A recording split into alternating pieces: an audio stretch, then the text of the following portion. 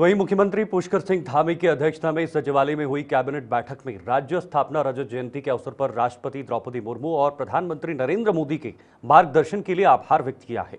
बैठक में संविदा कर्मचारियों के विनियमितीकरण को लेकर अहम निर्णय लिया गया है, जिसके तहत वर्ष 2018 तक 10 वर्ष की सेवा पूरी कर चुके कर्मचारियों को नियमित किया जाएगा। कैबिनेट ने कहा कि केंद्र नेतृत्व के प्रेरक संदेशों से उत्तराखंड को सतत विकास, लोक कल्याण और नवाचार की दिशा में आगे बढ़ाने का संकल्प और मजबूत हुआ है। बैठक में कुल 12 प्रस्तावों पर चर्चा हुई है। तो फिलहाल आपको बता दें, बैठक जो हुई थी कैबिनेट बैठक, इन प्रस्तावों पर मोहर लगी है। शहरी विकास विभाग के प्रस्ताव पर मोहर लगी है। कल हमने आपको बताया था कि एक बड़ी बैठक हो और उसी की कुछ महत्वपूर्ण अपडेट या उस बैठक की आउटकम क्या है वो आप सबके सामने है। शहरी विभाग निदेशालय पीएमयू के गठन को मंजूरी और 4 पद इसके लिए स्वीकृत किए गए हैं।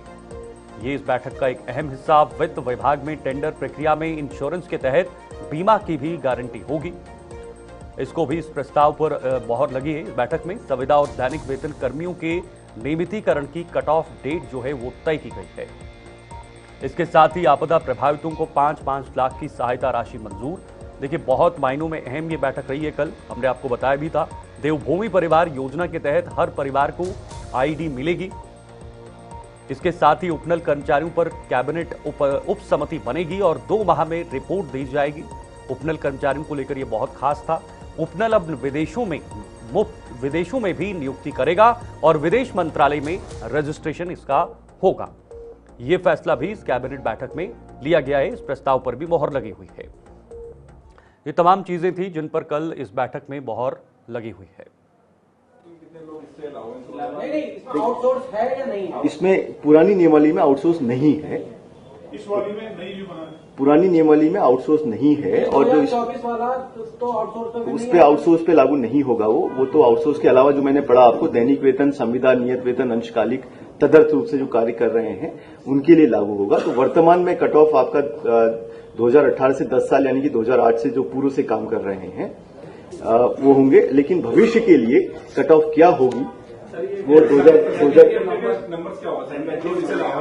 देखिए, अभी वो टेंटेटिव नंबर बताया जाना अभी संभव नहीं होगा मेरे लिए। प्रस्ताव आया कि आप लोगों ने सबसे क्लियर कट मांगे थे, प्रस्ताव नहीं दिया। वो अगर होगा हमारे पास इकट्ठा तो हम उसको अलग से अवेलेबल आपको करा देंगे, उसको अलग से उपलब्ध करा देंगे। इसमें आउटसोर्स के भी बात नहीं इसमें आगे मैं आ रहा हूं।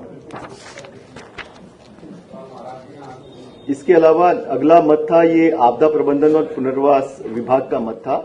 इसमें जो 5 अगस्त 2025 को उत्तरकाशी के विकासखंड भटवाली में धराली गांव में और उसके आसपास के क्षेत्रों में जो बादल फटने की घटना हुई थी, इसके अतिरिक्त प्रदेश के अन्य क्षेत्रों में भी जो घटनाएं हुई थी उसके संबंध में आज किस तरह से लोगों को सहायता प्रदान की जाए उसके बारे में विचार विमर्श हुआ। तो सबसे पहला निर्णय ये हुआ उसमें कि जो भी मृतक हुए हैं, आपदा से मृतक हुए हैं, उनको अभी तक आपदा एसडीआरएफ मद में 4 लाख की धनराशि थी, उसको 5 लाख करने का माननीय मंत्रिमंडल का निर्णय हुआ। और इसके अतिरिक्त जो पक्के मकान जो ध्वस्त हुए हैं, आवासीय मकान जो ध्वस्त हुए हैं, उनके संबंध में ये निर्णय हुआ कि उसमें पहले व्यवस्था थी पर्वतीय क्षेत्रों में 3 लाख रुपए देने की और मैदानी क्षेत्रों में 2,80,000 रुपए देने की व्यवस्था थी। इसमें ये निर्णित किया गया जो पक्के मकान हैं उनको 5 लाख रुपए दिया जाएगा और जो कच्चे मकान हैं या जो झोपड़ियां हैं उनके लिए जो एसडीआरएफ मद में व्यवस्था है 3 लाख और 2,80,000, उसमें 1 लाख अतिरिक्त मुख्यमंत्री राहत कोष से उसमें। उपनल से विषय एक और विषय भी आज माननीय मंत्रिमंडल के समक्ष प्रस्तुत किया गया। उसमें जैसा कि आप विदित हैं कि उपनल जो है अभी तक तो उत्तराखंड के जो निगम या हमारे विभिन्न जो सरकारी विभाग है वहां पर अपने कर्मचारियों को प्रायोजित करता है, लेकिन अब विदेशों में भी जो युवा लोग हैं और जो पूर्व फौजी हैं, पूर्व फौजियों के जो आश्रित हैं, उनको भी रिक्रूटिंग एजेंसी के रूप में इसे अपने को दर्ज कराना है भारत विदेश मंत्रालय के साथ। तो उसके क्रम में कुछ चेंजेस हम लोगों को आवश्यक थे उनके मेमोरेंडम ऑफ आर्टिकल में और आर्टिकल ऑफ एसोसिएशन में। तो पहला चेंज ये किया कि जो उसका ऑब्जेक्टिव है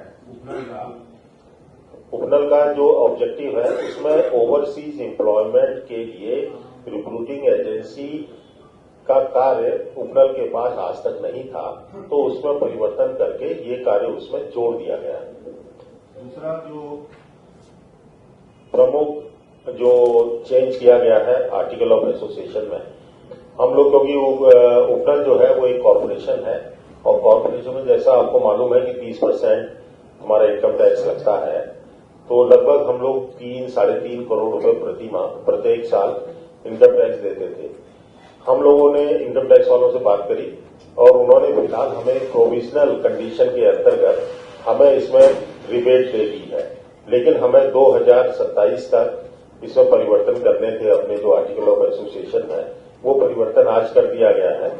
उसमें प्रमुखता यह है कि इनकेस अगर उपनल कभी भविष्य में अगर इसका डिसोल्यूशन होता है तो जितने समस्त जो उसके एसेट्स हैं और जो उसके बाद पैसा रहेगा वो इसी प्रकार की जो वेलफेयर एक्टिविटीज पूर्व सैनिकों के लिए जो गठित होगी उसमें मर्ज होगी, ना कि शेयर होल्डर्स के डिविडेंड पे या उनको वापसी नहीं किया जाएगा। ये टैक्स में जो रिलैक्सेशन है ये ओवरसीज एम्प्लॉयज के लिए सभी के लिए नहीं, ये सभी के लिए है, क्योंकि ये अपने आप में कॉर्पोरेशन है तो 30% का टैक्स देना पड़ता है। तो ये तो दीपेन जी विदेशों में भी धरने प्रदर्शन शुरू हो जाएंगे डेवलप करने के लिए आने वाले टाइम में। भाई विदेश देंगे तो वहां भी धरने प्रदर्शन शुरू हो जाएंगे।